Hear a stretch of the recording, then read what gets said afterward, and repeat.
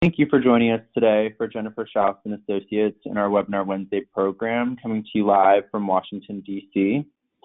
We are uncovering each part of the Dfars, or Defense Federal Acquisition Regulation Supplement, every Wednesday at 12 p.m. Eastern.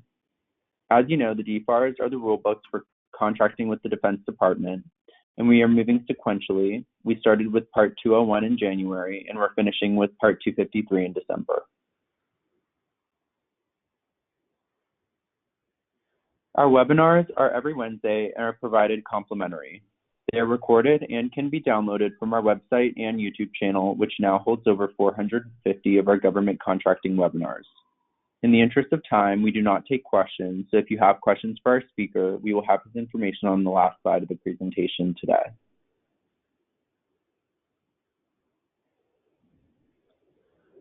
And a special thanks to our educational sponsor, the National Veteran Small Business Coalition, for making these webinars possible. The NVSBC is the largest nonprofit trade association for veterans.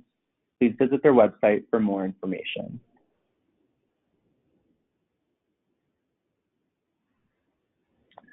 Virginia PTAC at GMU offers free one-on-one counseling to firms in Virginia on federal, state, and local procurement topics. Online resources and group trainings are free with no restriction on business location. And if you are interested in learning more, please use the links provided to explore what PTAC can offer. Set Aside Alert provides up-to-date news, information, and opportunities for small business federal contractors. Their daily opportunities alerts assure you won't miss important sources, thought, and solicitation announcements, providing details so you can jump on the hot ones. Every 2 weeks, they deliver concise breaking news, events, regulations, and teaming opportunities.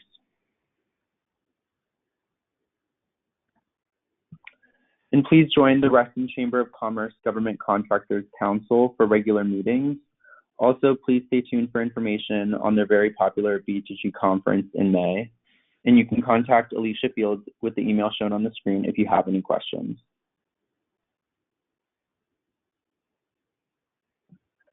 Federal contracting is a relationship game. Now get in front of your federal humans sooner with the exclusive Players and Layers method from Judy Bratt and Summer Insight. Connect with her on LinkedIn and find out more, or visit growfedbiz.com today.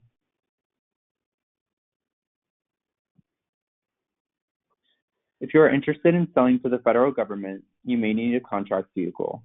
The most popular one is the GSA schedule. Learn more about the requirements, the proposal process, and how this contract vehicle may or may not be the right tool for you. Jennifer Schaus is teaching a series of several classes, as you can see here, with the Virginia PTAC and Mary Washington University. All classes are listed on our website under the events section with the registration link.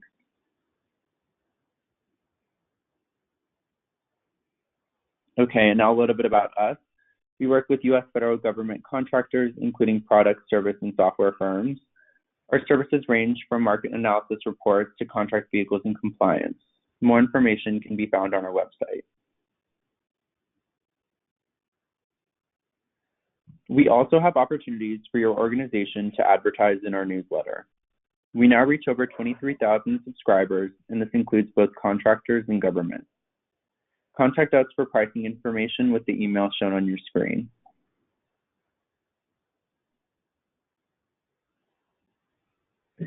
And please join us for the winter session of Hot Topics tomorrow on March 4th. We will cover CMMC, Mentor Protege, and more.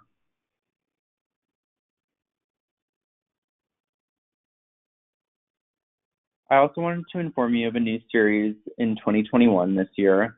We have launched a monthly series called the GovCon Live Q&A Cafe. This is a live webinar series held each month, and these take place on the second Friday of each month this year at 12 p.m. Eastern. We have assembled a group of 4 panelists who are subject matter experts on a specific federal contracting topic. And these panelists will make a short presentation about the topics listed here on your screen, and then they will take your live questions about that topic. So, for example, our panelists covered OTA in February, and this month on March 12th, our panelists will be covering bid protests. Our panelists include attorneys, consultants, and other industry professionals. You can sign up on our website under the Q&A Cafe tab. Sponsorships are available, and you can email hello@jenniferschaus.com for a media kit with pricing details. Also note that you can use the code Dfars for a $15 discount on each live Q&A Cafe webinar. Okay, and now to introduce our speaker, Andres Vera. Welcome, Andres. We are glad to have you here with us today, and I'll now turn the floor over to you. Thanks, Hunter. Hello, everybody. Glad to be here. My name is Andres Vera. I'm a government contracts and business law and transactions attorney with Oci Mitigation. We are located all over the East Coast, but I am located in our Bethesda, Maryland office. With that little introduction aside, Hunter, if you can go to the first slide, please. All right, so today we are talking about Dfars Part 209 on contractor qualifications. Next slide, please. So before we get into what Dfars Part 209 says, it's important for us to get oriented and kind of establish where Dfars fits in the regulatory scheme.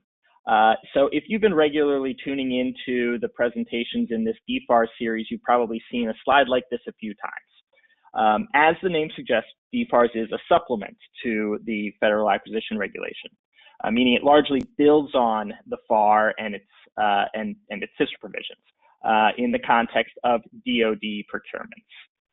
So Dfars also has its own supplement, the Procedures, Guidance, and Information, or PGI, which provides instructions to DoD contract officials in carrying out their duties. And complicating this regulatory scheme even further, there are separate supplements for the Department of the Army, Air Force, Navy and Marine Corps, et cetera. So today we'll be focused on the provisions of the Dfars, but it's important to note this structure because understanding a contractor's obligations under Part 209 is impossible if you don't also understand what the corresponding FAR Part 9 requires. So during our discussion today of each 209 subpart, I'll briefly touch on what the corresponding FAR subpart requires before addressing how the Dfars builds on it. And a side note, my colleague Ed Delisle, who's also at Oci Mitigation, recorded a discussion on FAR Part 9 in February 2020, which you can find in the Jennifer Schaus and Associates YouTube library. Next slide, please. So here's the list of things that we're going to discuss today. So if you've scrolled through Dfars in acquisition.gov or in the electronic CFR, you may have noticed that the section numbers skip around a bit. In fact, as you can tell on this slide, Dfars Part 209 skips entirely subpart 209.3. This is a product of Dfars simply building on the provisions of the FAR, and with subpart 209.3, DoD has effectively decided that FAR subpart 9.3 on first article testing and approval is adequate, and so no additional requirements are necessary. So the 4 parts of Dfars Part 209 that we're going to discuss today are on the screen, and the first is responsible prospective contractors, which lays out the minimum qualifications for a contractor to be awarded federal contracts.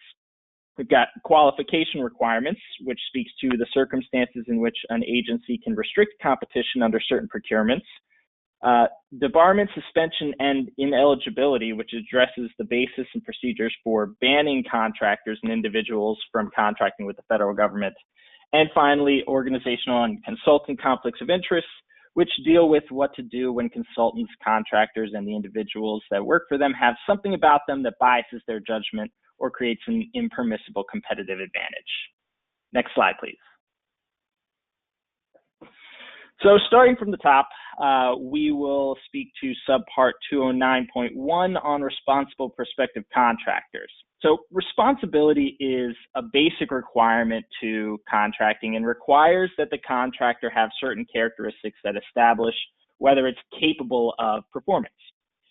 So what FAR subpart 9.1 provides is the basic structure of the rules that Dfars builds upon. So the FAR states as a policy matter, the government may not award a contract to a contractor without making an affirmative determination of responsibility. Now, this largely goes on behind the scenes, as agencies will make this determination as part of its proposal review process. Now, the determination itself is made not based on whether the contractor meets the solicitation's baseline requirements. That happens later. Rather, the responsibility determination is made by looking at the contractor's financial resources, its ability to meet the contract schedule, its past performance, any issues with integrity and ethics, its organizational experience, operational controls and technical skills, as well as the necessary infrastructure to perform, such as equipment and facilities. And when it comes to subcontractors, the agencies actually pass the buck on to the primes, who must ensure that their subs are responsible and meet those baseline requirements. Next slide, please. So turning to the Dfars, Subpart 209.1 builds on the FAR's requirements by providing some specific standards for DoD contracts. So first, Dfars adds some additional requirements for contractor internal controls and accounting systems under specific types of contracts, namely cost reimbursement, incentive contracts, or contracts providing for progress payments. Now, these extra requirements are for the purpose of minimizing misallocations and mischarges, and ensuring that cost data that is used to justify these sorts of payments under these types of contracts, making sure that that information is reliable. Next, DoD imposes an outright ban on contracting with companies that are owned or controlled by so-called state sponsors of terrorism, which are named by the Department of State. Currently, those countries that are designated as state sponsors of terrorism are Cuba, North Korea, Iran, and Syria. Now, DoD can waive this ban if it's in the national interest and must be approved at the highest levels of the Department of Defense.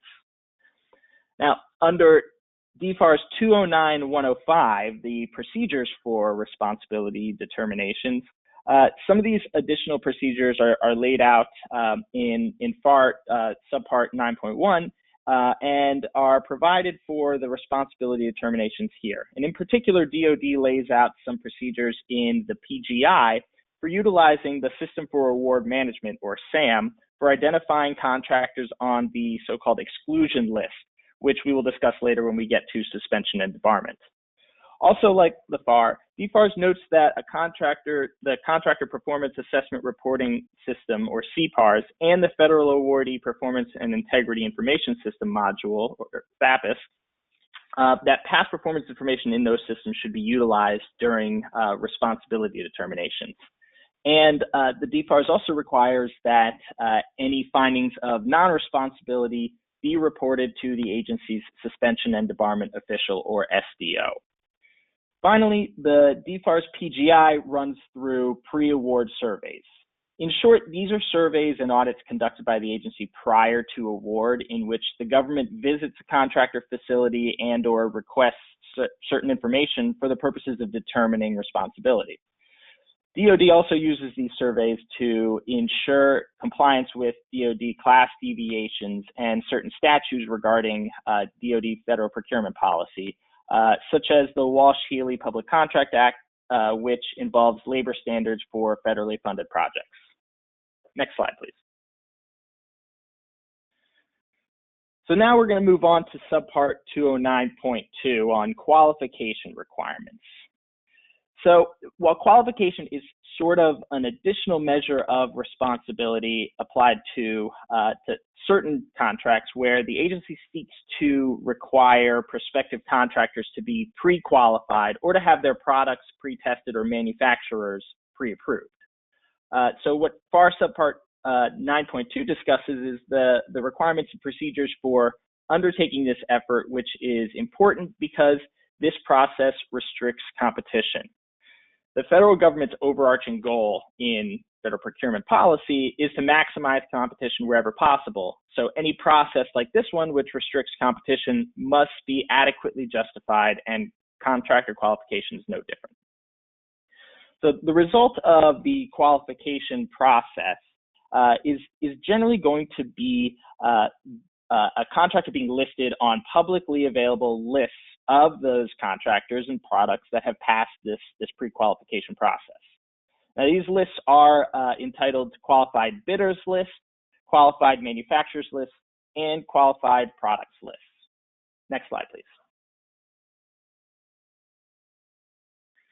Now, the Dfars doesn't do much to expand on the FAR's qualification requirements and procedures, but as a policy matter, Dfars 209.202 states that other than for aviation and ship critical safety items, using QPLs and QMLs actually requires approval through the Defense Standardization Program per DoD Instruction and Manual 4120.24.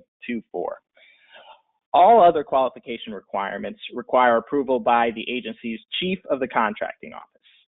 But aviation and ship critical safety items are in a world of their own when it comes to qualification. And there's good reason for this, given the nature of these items.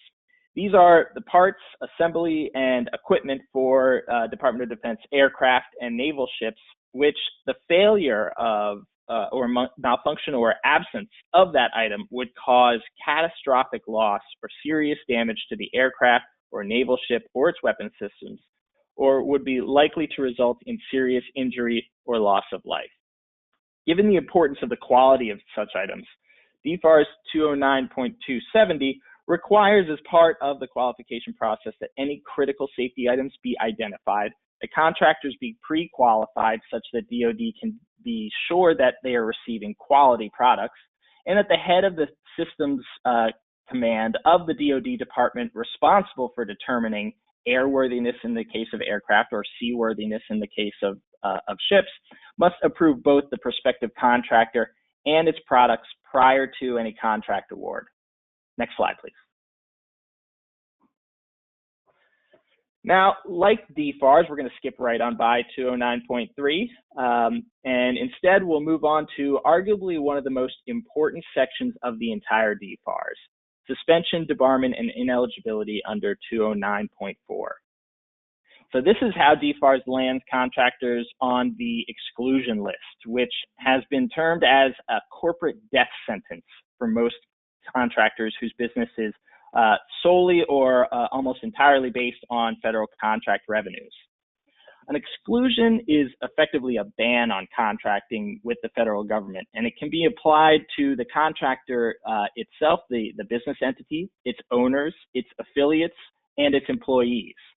And uniquely, and despite our justice system being based on a theme of innocent until proven guilty, the reverse is effectively true when it comes to suspension and debarment. When the contractor is merely proposed for debarment, they are immediately suspended from contracting with the federal government. And so what does this mean? Once listed, a contractor cannot receive an award or a contract extension through an option exercise, for example, absent the head of the agency documenting a compelling reason to continue working with the contractor. Critically, however, the contractor may continue to perform contracts in effect at the time of the listing, and in fact must continue to do so or risk further liability through, say, a termination for default. I cannot stress this enough. Suspension and debarment are very, very serious, and the government is only supposed to use this process as a last resort of sorts. However, suspension and debarment are expressly not for the purposes of punishment. Rather, it's for the purposes of protecting the public interest and the public fisc. But in fact, there are plenty of mechanisms short of suspension and debarment which can be used to address a contractor for bad acts and effectively slap them on the wrist for inadequate performance or other issues, such as through negative performance evaluation, terminations for default, and liquidated damages clauses in their contracts and other mechanisms. However, there's no requirement that the government employ those sorts of alternative approaches to addressing bad actors prior to engaging in suspension and debarment process. And sometimes agencies are quick to resort to this draconian approach before exploring or enacting those other types of options. Next slide, please. Turning to what the FAR has to say on the subject, Subpart 9.4 establishes that agencies must follow the subpart regarding the causes justifying suspension and debarment and the procedures that must be followed as part of that process. Now, it also enumerates the causes for debarment. And these include fraud or criminal offenses in connection with a contract or subcontract, antitrust violations, certain criminal offenses, including embezzlement, theft, forgery, bribery, etc. And also for violations or the commission of any other offense that indicates a lack of business integrity or honesty. Some contracting-related statutes and regulations are also implicated, as you can be suspended or debarred for willful failure to perform under your contracts, along with a history of such failure, as well as drug-free workplace violations, unfair trade practices, and even tax delinquency of $10,000 or more. And false claims and other fraud commissions in connection with federal contracts are also implicated. Now, there's a wide range of things that an agency can point to as part of its justification for supporting suspension and debarment, and often they are tied to the commission of these sorts of offenses. But increasingly, we have seen some agencies put forth a more decided effort to utilize suspension and debarment for failure to perform in accordance with the terms of the contract. Next slide, please. Note that the debarment procedures are agency specific. So we'll soon discuss what the DoD has to say on the subject in Dfars Appendix H. But the FAR makes clear that these procedures can be modified almost completely at will by the agencies. But generally, the procedures follow the same sorts of trends. It starts with an agency investigation, which is kicked off either by an internal process by the contracting office or the agency's inspector general or other agency official regarding some issue with the contractor's performance or the contractor's conduct regarding a contract competition. Alternatively, the debarment can be initiated by a civil or criminal conviction or judgment that is entered against the company itself, its principals, its affiliates, etc. And that can initiate this agency-level investigation. This is followed by a notice of proposed debarment, which is issued to the contractor and basically summarizes the results of the agency's investigation and the basis for the proposed suspension or debarment. Now, the contractor may follow that proposed debarment with information to rebut the allegations and argue against debarment. And generally, this is with the assistance of counsel, and of course, we would highly suggest that any contractor facing any issues like this certainly should retain counsel in connection with that matter. So in response, if in the opinion of the agency's suspension and debarment official, the SDO, the contractor has raised, quote, genuine issues of fact, then the contractor is provided with a right to essentially face their accuser. And this can be through the review of documents, through witness testimony, or other means. Again, the agencies have a lot of latitude for what they can provide and what they have the authority to decide to provide or decide again. But this process is of raising the genuine issues of fact and going through this process is not available if the debarment process was kicked off via a judgment, since ostensibly the court that entered the judgment already did that work. And then finally, based on the record before them, the SDO makes their determination, and they are subject to a standard of providing their decision based on the preponderance of the evidence that is before them. Now, a key consideration in this process is the period of debarment or suspension. Debarment is generally lands within 1 to 5 years, depending on the severity of the allegations that are before the agency.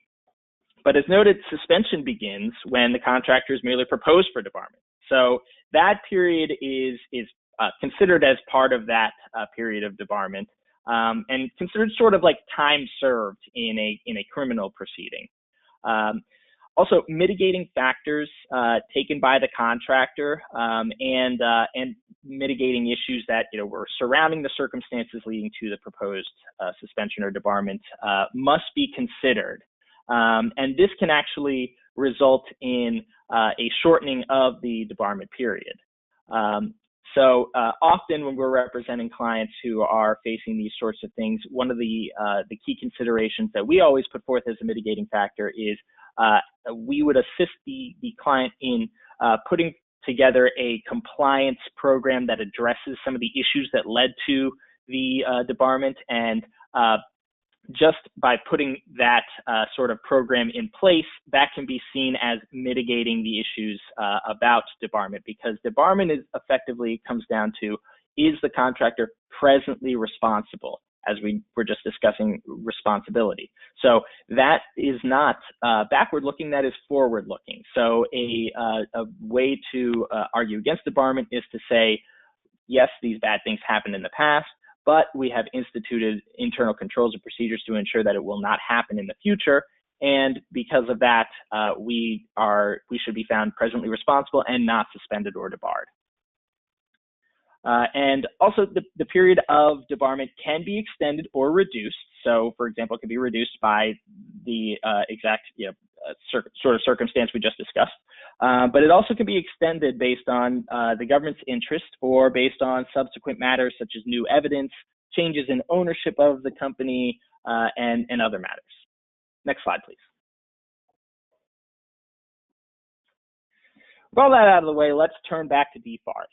So in any suspension debarment proceeding, it's important to know the roles of the agency officials involved.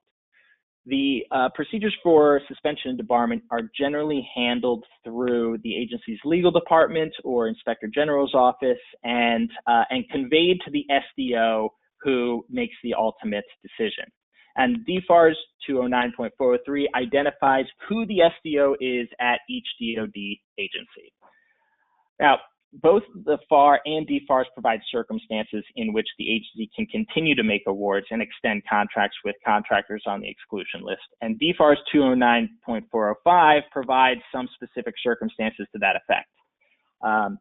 And largely this comes down to the provision of a compelling reason to continue working with the contractor, including that the debarred contractor is the only one out there who can provide the required supplies and services, that the agency has a specified agreement with the contractor specifically addressing and resolving the basis for debarments for the purposes of the agency's needs under the contract at issue, or what I'd like to call the carte blanche of federal contracting, national security. Basically, if an agency can point to national security as a reasonable basis to take some action, they can largely throw out the rule book.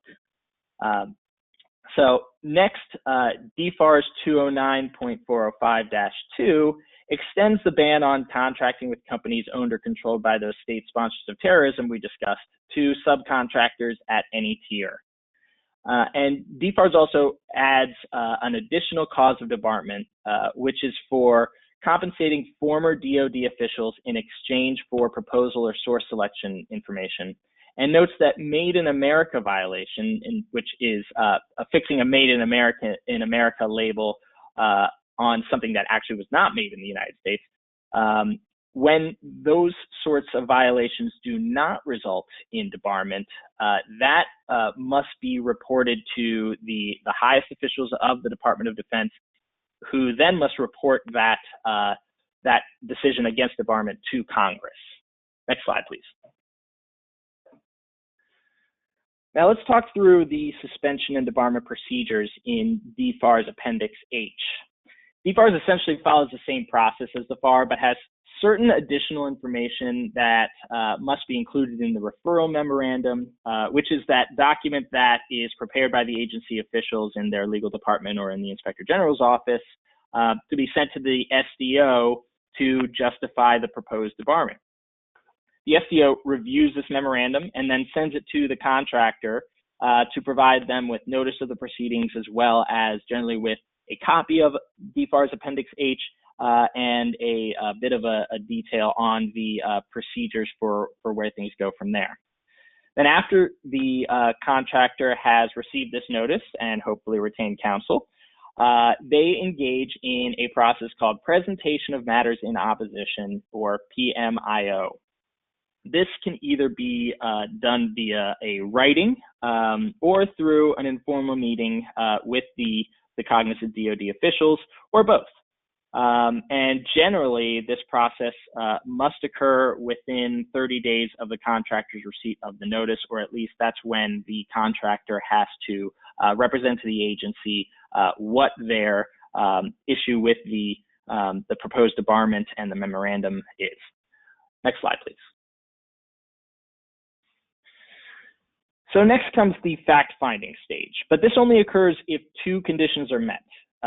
First, when the debarment is based on a criminal conviction or civil judgment, then the fact-finding is deemed not necessary, and this is largely because of the issue that we mentioned before, that the court that entered the criminal conviction or civil judgment has already taken care of that sort of fact-finding.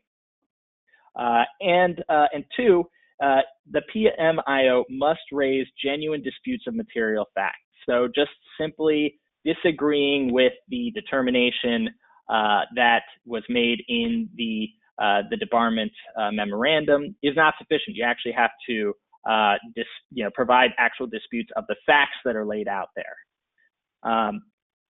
So this fact-finding process normally is held within 45 days of the agency's receipt of the PMIO.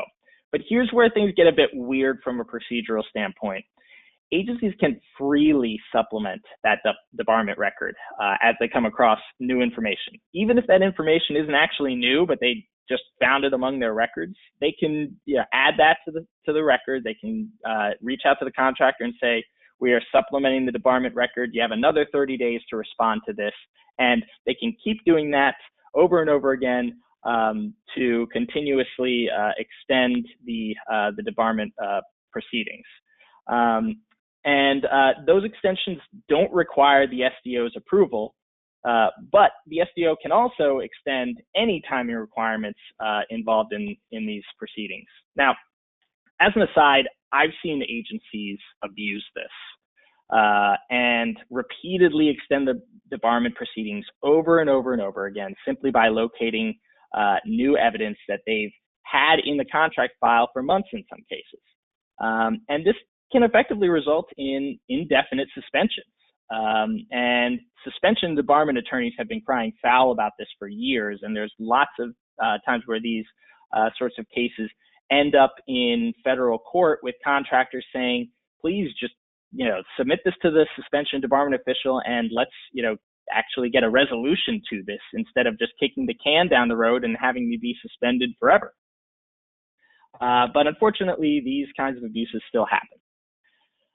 Now, in these fact findings, the SDO can schedule a hearing to examine the facts, and this can include the opportunity for witness testimony and cross-examination.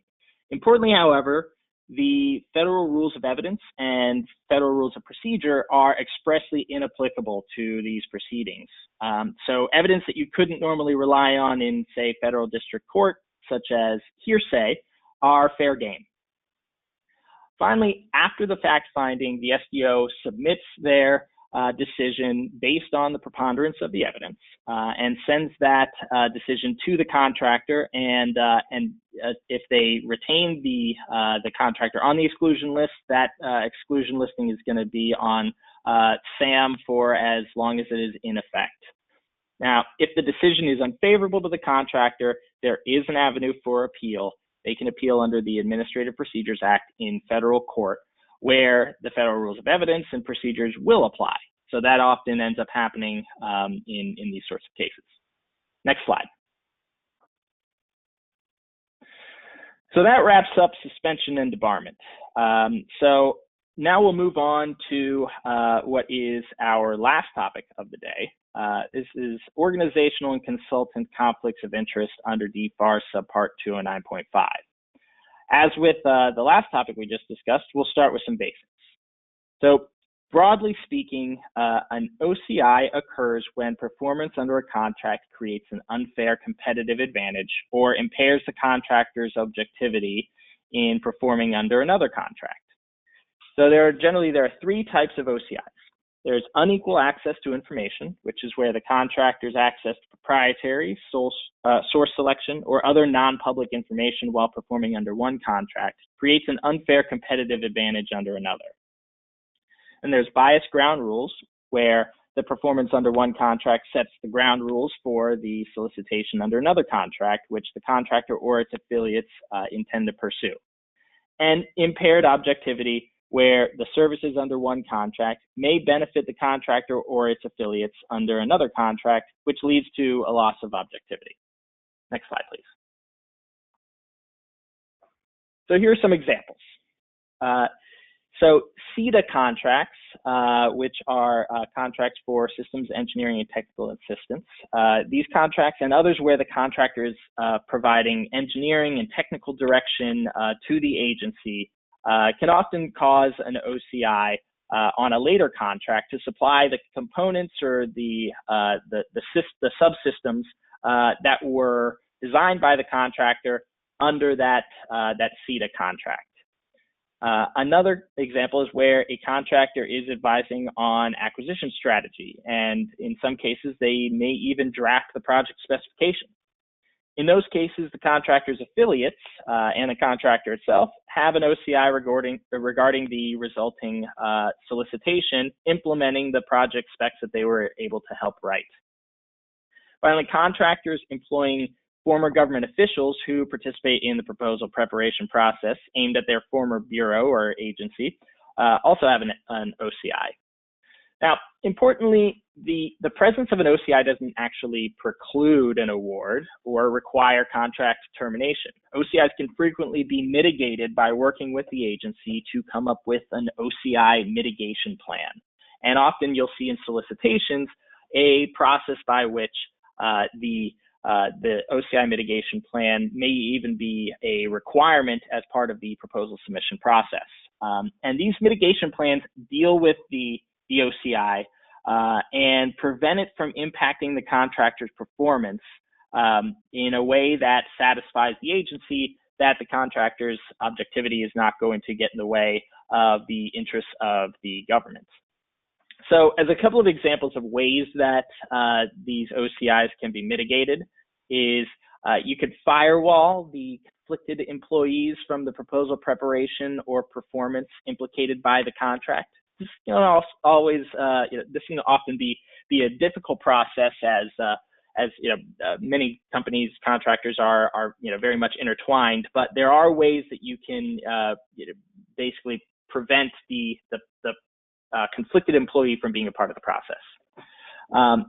For times when a contractor has access to non-public information, that non-public information that the contractor has can be shared with competitors on a solicitation, such that the competitive advantage that's gained by that knowledge of non-public information is nullified. Now, with this, there may be circumstances where you'd have to work out with the agency what information can be shared. And in some cases, the non-public information that you have can't be shared, in which case there's not really a way to nullify that sort of OCI. For another example, if an affiliate like a team member or a prospective subcontractor is the source of the OCI, that affiliate can simply be removed from the contract team, and that should resolve the OCI. And in some cases, the contractor can recuse itself from aspects of performance on one contract, which may lead to an OCI on another. That is another one that you really do kind of have to work out with the agency to ensure that you're not going to be under potential risk of default under your contract for having to recuse yourself from some aspect of performance. Next slide, please. So Dfars subpart 209.5 builds on FAR subpart 9.5 by adding some additional procedures and rules that are unique to the Department of Defense. So under Dfars 209.505-4, DoD imposes a permissive requirement for contractors who have access to third-party technical data or computer software by allowing the contracting officers to require that these contractors enter into non-disclosure agreements with those third parties. However, the contracting officer is under no obligation to ensure compliance with that requirement, but it is something that, that may be required just as a matter of cause under the contract. Under Dfars 209.570, some limitations are provided for so-called lead systems integrators. These are called LSIs. LSIs are contractors who execute large systems or systems acquisitions, typically including requirements generation, source selection strategy, supplier validation, and other processes that are often similar to what contracting agencies do when they're engaged in acquisition planning. So these processes directly lead to procurements to implement the subsystems and major systems designed during the LSI's performance. So OCIs are inherent in much of those sorts of activities. So under the Dfars, LSIs cannot have nor acquire a direct financial interest in the development or construction of any of the systems or elements of those systems designed under their LSI contract. There are, however, some exceptions, such as when the Secretary of Defense confirms mitigation of the resulting OCI, or where the LSI is selected by a lower tier subcontractor through a process over which the LSI had no control. Next slide, please. To wrap up our discussion, we'll talk through OCIs in Major Defense Acquisition Programs, or MDAPs. And this is under Dfars 209.571.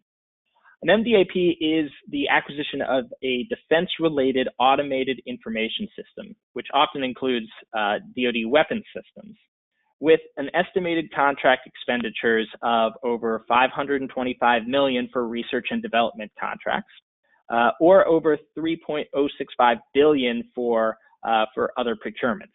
And note that those amounts that I just mentioned are increased each fiscal year under the National Defense Authorization Act, and the amounts that I just mentioned are for fiscal year 2020.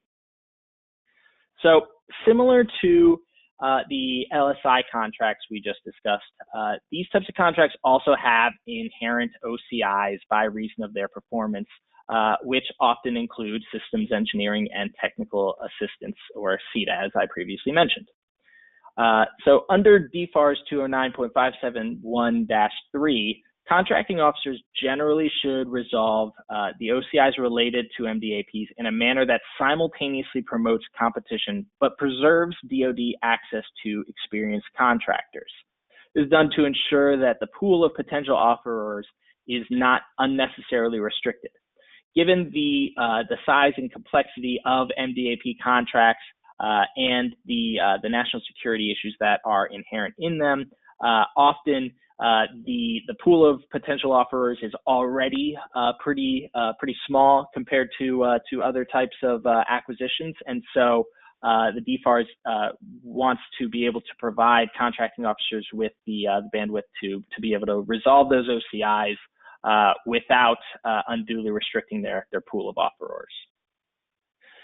And under Dfars 209.571-7, the CETA contracts under an MDAP are implicated, as generally the CETA contractor and its affiliates will be prohibited from participating as a contractor or major subcontractor in the development of an MDAP weapon system. And in fact, the related PGI to this Dfars clause states that CETA contracts should be separated entirely from the design and development work, essentially directing contracting officers not to include both types of work from the same task order or contract vehicle. Next slide. And that about wraps up today's webinar on Dfars Part 209. Thanks again to Jennifer Schaus and Associates, as well as today's sponsors, for allowing me to join you today and discuss the all-important Dfars subpart. If any of the attendees have questions or any legal needs related to this or any other aspect of federal contracting, please don't hesitate to use the contact information on your screen to contact me. And thank you all for your time and attention. Thank you, Andres, for a great presentation and for sharing your time with us today. And thank you to everyone who joined us. The recording will be on our website and YouTube channel within the next 24 hours. And please join us next week as we cover more parts of the Dfars.